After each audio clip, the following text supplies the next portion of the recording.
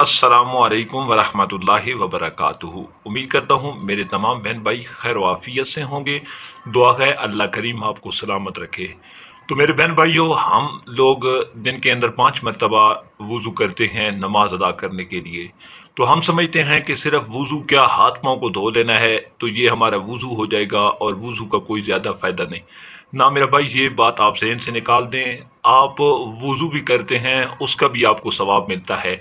और अगर आप वज़ू करने के बाद ये मुख्तसर सी दुआ जो मैं आपको बताने लगा हूँ, अगर आप ये पढ़ लें तो इसका तो बहुत ज़्यादा अजर व सवाब है और बहुत ज़्यादा इसकी फजीलत है।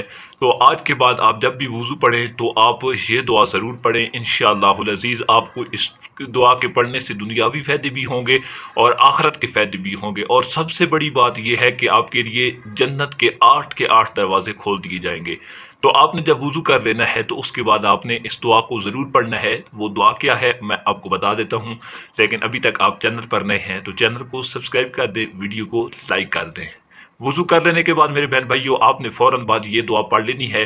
तो हदीस पाक के अंदर आया है कि जो बंदा ये दुआ पढ़ लेगा, फुतिहत अब्वाबुल जन्ना, उसके लिए जन्नत के दरवाजे खोल दिए जाएंगे और जन्नत के 8 दरवाजे।